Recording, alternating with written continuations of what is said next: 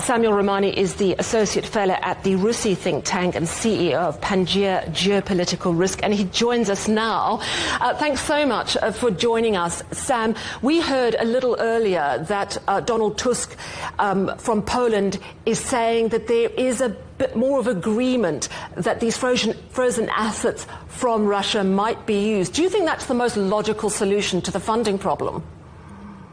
Yes, I think it probably is the most logical solution to the funding problem. I mean, obviously, there was a move in that direction over the summer and early fall, but Belgium, which is where Euroclear is and where the assets are basically held, was kind of halting and slowing that process. So if there's been a reversal of opinion there, then I think that we can start seeing the money flowing. Relying on member state contributions can be quite difficult right now because there are ongoing concerns among some EU countries about corruption.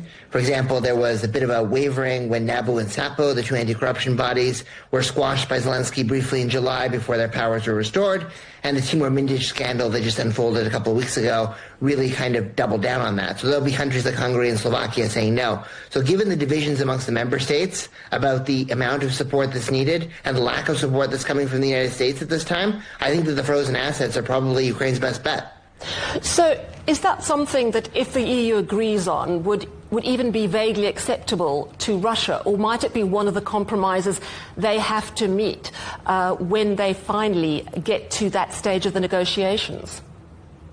Well, the Ukrainian peace formula, which is the Zelensky peace formula, which calls for a complete withdrawal of Russian forces, also basically had as an auxiliary the need for Russia to pay some kind of reparations for what is done in terms of this invasion. Obviously, Russia sees that as a non-starter. It does not, it challenges the narrative that it engaged in unprovoked aggression against Ukraine, blaming NATO expansion and blaming a Ukrainian threat to ethnic Russians in Donbass as the reason for their invasion.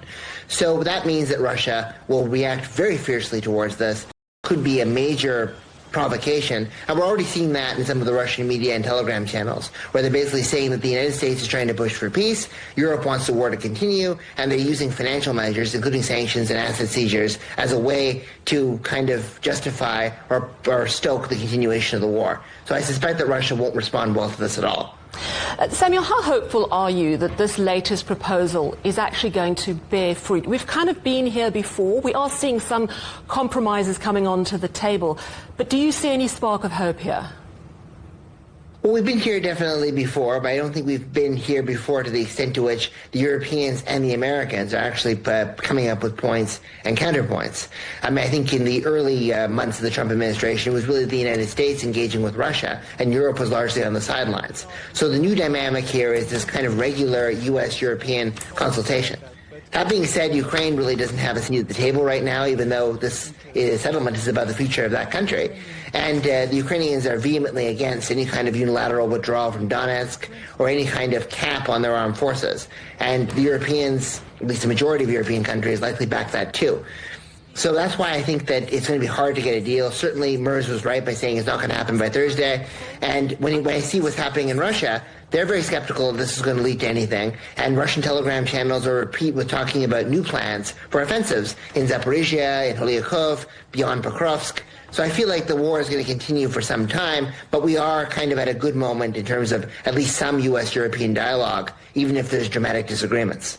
All right. Thank you so much. Samuel Ramani is the Associate Fellow at the RUSI think tank. He's also CEO of Pangea Geopolitical Risk. Always great to chat to you, Sam. Thank you so much.